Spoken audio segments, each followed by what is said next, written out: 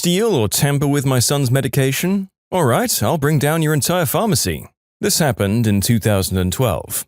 At the time, I, a 38-year-old female, and my son, 11, were on Vyvanse, an ADHD medication. I'd been on this medication for maybe 2 years? Not sure. But I didn't like that I felt withdrawal symptoms at the end of each day. Switched to Vyvanse and it's worked great for me ever since. My son had only been on it at this point for, at most, a few weeks.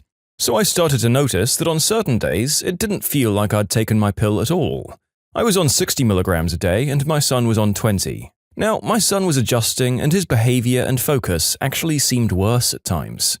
Eventually, I stopped that medication because I realized it wasn't working for him, but that's not really relevant to this. I began thinking I was forgetting to take my pill. So I'd count the pills and sometimes it might seem like I was one short. However, I couldn't be sure as I might have filled that RX a day before I was actually out. I asked my son how he felt taking his medication and he felt conflicted for multiple reasons. So one day, after asking this, he said, "Today I don't feel like I'm even on the medication." So I inquired deeper and it seemed like we were both experiencing the same thing. This med is in capsule form, so I decided I was going to start opening capsules to see if they were filled to the same level. Some capsules were full, some were filled halfway, and some even lower. All these variations in both of our medications. So I was confused, but I think, okay, maybe there's a reason for this. I'm not naive at all, but I'm not jumping to conclusions. So I decide I should go to my pharmacy and ask. I get to the consultation window and the pharmacist is on the phone. I know he's the pharmacist because pharmacies have the picture of the pharmacist displayed. The pharmacy tech is next to him, presumably filling prescriptions. I don't know exactly because the first thing that grabs my attention is that the pharmacist, while on the phone, can't stop moving. Have you ever seen a tweaker? I have. Background: many years ago I had tried quite a few substances. I had a colorful life, if you will, so I'm no stranger to recognizing this sort of behavior. I was instantly filled with rage. Now I know my questions are about to be very different than I'd thought.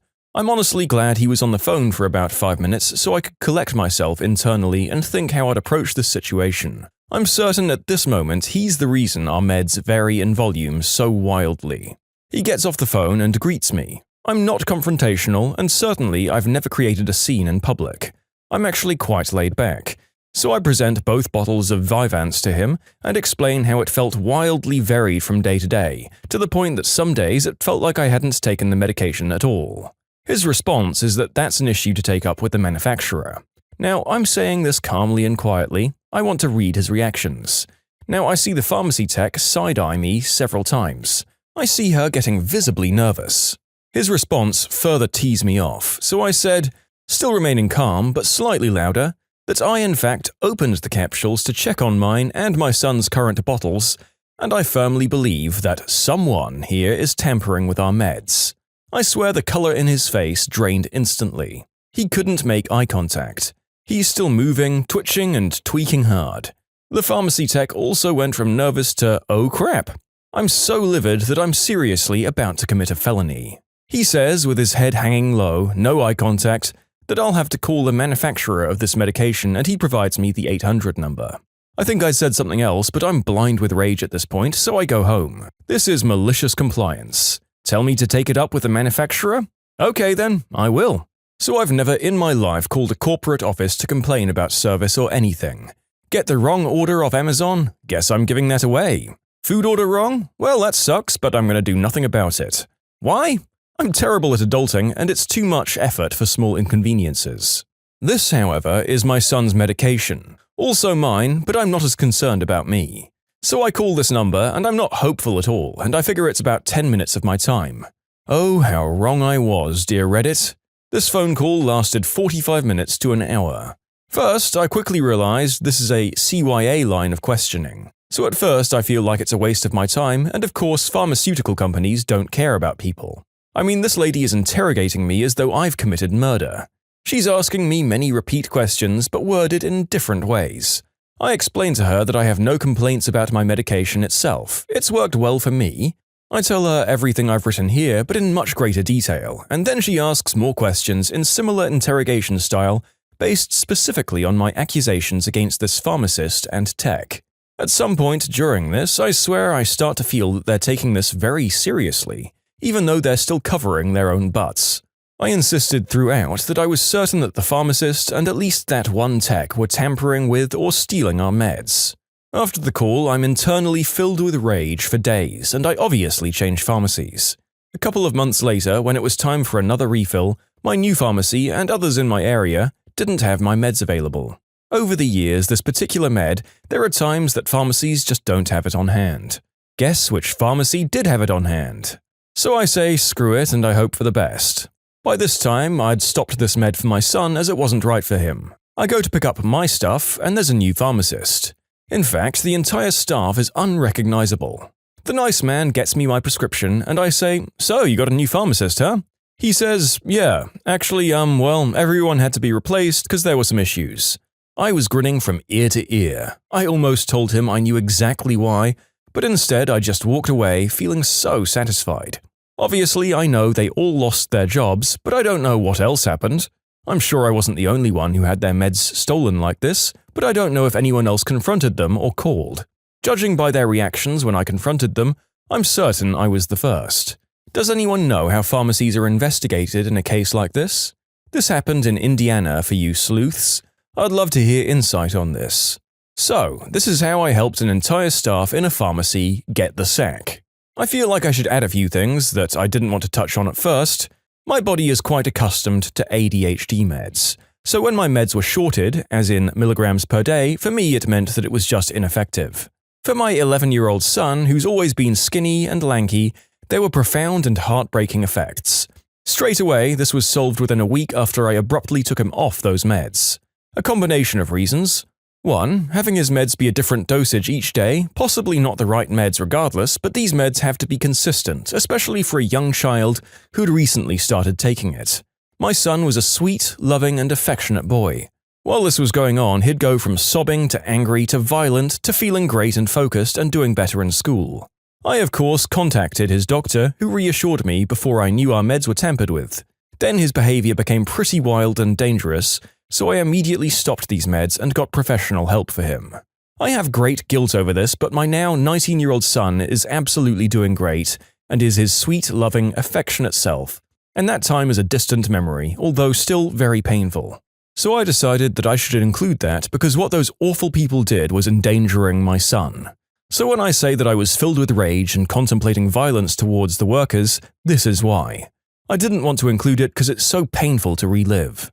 I'm tearing up as I type. Thank you. Wow. Just in case anyone was wondering, the mother worrying about her son's mental health and vital medication dosage is not the jerk in this situation. Just feel I should clarify. Up until that last bit from her, I was failing to see why she was so angry, but that was largely coming from a healthy and hale man who isn't reliant on medication. Yes, it's absolutely insane that a pharmacy was doing this with medication that people rely on to function normally in society and potentially sending other people like this poor woman's son through a wild gamble on their mental health. Like there were potentially dire ramifications in a wide area depending on how long some of these staff were operating for. Of course, if the author is correct and they were addicts, they were dealing with their own vicious problems, but you have to take into account that they were placing their own needs and maybe also profiting off the situation above other people's. If every single dosage of meds that this woman took from the pharmacy was affected this way, it stands to reason that they were doing this with a large percentage of some of the other medications they were selling to a lot of people. And also just not doing a very good or subtle job of it to boot. Well done on uncovering their operation, author. We're glad to hear your son is doing better. If you like Am I the Jerk, you're probably going to love Am I the Genius. Check it out, linked below. Also, go to amithejerk.com/submit if you would like to submit your own stories. Today I messed up by accidentally taking a photo of my colleague's bloomers. I work in an office that's recently had a new printer installed. It's one of those big MFD things that scans, photocopies, and prints on A4, A3, and all sorts of paper. Unfortunately, it doesn't seem to like the cheap copier paper the company buys. If you print any more than about 5 or 6 pages at once, it jams up and tells you, "Call service agent." If you turn it off at the wall, remove all the jammed paper, and then turn it back on again, it will usually just check itself and then continue to work normally. Not today, though. There must be a bit of paper stuck in a place that we can't see or get to, as it just keeps asking for us to call a service agent. And this is where I messed up. My colleague is wearing a fairly short skirt, about halfway down to the knee, with patterned tights. So she's looking around while we decide that it definitely needs an engineer to visit. I spy a sticker about halfway down on the unit with all the details we need: the number to call, the 16-digit reference number, and the 16-digit serial number, as well as the machine type, among other things. Rather than get down on my knees and squint at a post-it note, I decide to whip out my phone and take a picture of the sticker. Just as I do, my colleague, who has her back to me, leans down to get into the bottommost paper tray. My phone gets caught under her skirt as I press the shutter button. I say, "Whoa," as she turns her head to see me with my hand up her skirt, and the flash from my camera goes off. My protest of, "Oh my god, no," sounds more like I'm upset at being caught than trying to explain it's a genuine mistake. "What the heck?" she asked, with good reason. As I'm trying to explain, our boss comes out of his office, which the printer is situated just outside of, and tries to work out what's happening. I figure the best thing to do is take the picture I was trying to, then show them both that the flash picture was just blurry and delete it in front of them. They both say they understand what was happening, but I'm still mortified. This happened about half an hour ago, and so far I've had 4 different news articles forwarded to me regarding people who've been convicted of deliberately doing what I did accidentally. One regarding the actual legislation, and one to a link for a selfie stick with the suggestion that I wouldn't actually need to put my hand up anyone's skirt to get a picture if I bought that thing. In short, don't try and take pictures of stuff without warning colleagues in the vicinity first. Well, congratulations, the narrator cringed for a solid 10 minutes after reading that. Well, we've all been warned, folks. Let's not lean down with our phones anywhere below the torso of our skirted colleagues. Honestly, this kind of just sounds like the author would have had to get a new job afterwards. It's more awkward than Jim lifting up Pam in that one episode of The Office. Nobody is a jerk here, but oh my god, that must have been a weird environment afterwards. No update on the original author about what happens after, so I guess we'll never know how this panned out for them. Honestly, you did everything you could to rectify the situation, and I'm guessing you apologized profusely as well. I don't know how for the life of me I would talk to anyone there afterwards, and this story is going to haunt my nightmares. Time to run away from that workplace and go join the circus, author. Just stay away from any short-skirted clowns. Entitled Mummy says, "My kids and I are moving into your house, and as a compromise, I guess I'll let you live there too. I'm a 32-year-old woman and I just bought my first house. It has 3 bedrooms, a yard, and is just what I need right now. I'm single and have 2 dogs and a cat. My sister is 34, has 3 children, and lives in a 2-bedroom apartment. Lately, she's been talking about how such a tiny living space is not enough for the 4 of them.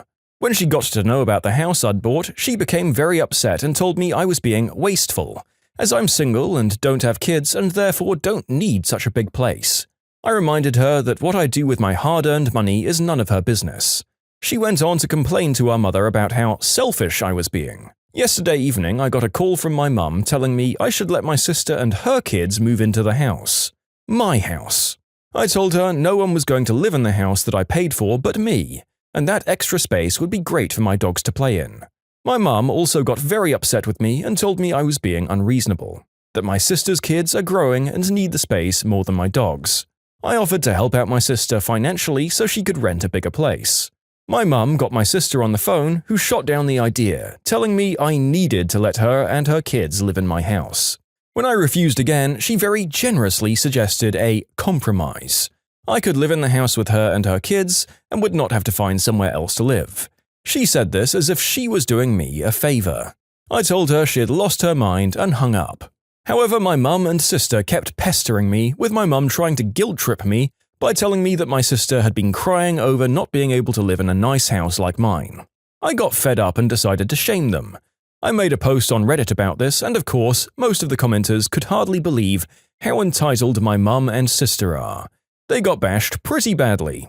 After getting the verdict from Reddit, I decided to send my sister and mum a link to this post, letting them know that I'd made it. As expected, they freaked the F out. My mum texted and called many times telling me what a horrible daughter I was and how I've embarrassed her in front of so many people. I told her to calm down as these are all strangers on the internet who have no idea who she is. But asking my mum to listen to reason is like asking my cat to stop shoving things off of horizontal surfaces. So I told her I'd talk to her when she's willing to act like an adult. My sister has been crying about this to my mum and any other relatives who'll listen, and most of them won't. They'd been on my side from the start and had agreed that my sister's demands were ridiculous. They think this whole thing is hilarious. Yep, although it's very hard to say no to family in situations like this, you're definitely not in the wrong here. I don't know how the mum and sister were justifying the position of, "We'll just take the house that you purchased and live there rent-free. You go live somewhere else now." There doesn't seem to be any attempt to meet the author's needs. Also, taking the problem online highlights a running trend from some of the posts about dysfunctional families that we get here. It's that when the offending parties are shown the public forum's overwhelming disapproval of their actions, they never take home the lesson of, "Oh, most people think I'm wrong," and instead pivot directly to, "How dare you talk about this online?" Despite the anonymity of Reddit. At least it sounds like the rest of your family are on your side, and if things get really desperate, the law will be as well. Am I the jerk for telling my cousin he can't do an interpretive dance at my dad's funeral? First of all, yes, this might be the craziest title I've ever written. I'm glad it can be of some amusement, I can barely believe it myself. It feels like I've taken crazy pills when I say it out loud. I should have recorded my wife's face when I told her the story. I get that this might be a no-brainer to some people, but hear me out. My dad passed a couple of days ago. It was a long time coming and only made worse by COVID. I'm handling the funeral arrangements as I was named executor of his estate. I included my aunts and uncle in the planning process out of respect. While we were discussing, my aunt said my cousin, who is diagnosed with Asperger's syndrome, wants to perform an interpretive dance at the church in front of the casket to bid your father farewell. I said, no, absolutely not. For one thing, this is all happening in a church. The priest would have a stroke. Next, my cousin is not a good dancer. It's his hobby, and I'm happy he found something he loves, but I don't feel my dad's funeral is the right venue to showcase his moves to Candle in the Wind. My aunt is having a fit, and my cousin is also extremely upset and has accused me of not letting him say goodbye in his own way. I told him that he's more than welcome to have a dance at the grave whenever he wants, but the funeral isn't that time. Another cousin told me he was planning to record it for a YouTube video, which is a hard no from me. I don't think it's respectful at all, and I know my dad would have hated the thing turning into a spectacle. Am I the jerk? First of all, thank you for what is maybe the most glorious leading question of my time here on Am I the Jerk? You're not a jerk for wanting to send your father off in a way that he and his loved ones feel would be the most fitting. From the information we have, your cousin and aunt are only light to moderate jerks and are more deserving the title of weirdos than anything else. If your cousin is on the spectrum, maybe someone should sit down and explain why it's perhaps not appropriate in this situation. If they disregard your wishes and try to do it spontaneously at the funeral anyway, that's when we call them absolute buttheads. Using your uncle's funeral to try and launch your career as a YouTube dancer is just not cool, man, either in the moral or the actual sense of the word cool. Here's 33% of your website. I had a trophy wife client who had a frozen yogurt business paid for by her husband. They contacted me and asked me to design and build a new website for her business. I gave them a quote and they asked if they could pay in 3 installments. After we all agreed to the terms, I had written approval and I received my 33% deposit and I got cracking. We had regular check-ins and they were happy with the progress until one day they just went quiet. They were already behind on the second payment and I was growing impatient. I was done with the site and I just needed final approval and payment before launching it, but I couldn't get hold of either of them. I eventually got hold of the lady at her day job after weeks of being ghosted. She calmly told me that they found someone cheaper and that they won't be paying the remaining 66%, even though the project was complete and all their feedback was addressed. She told me that I could just give her 33% of the files and move on with my life.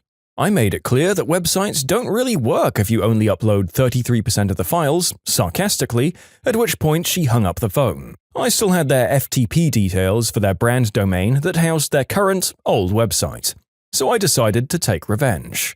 I created a page with an animated, fake loading bar that was stuck at 33%.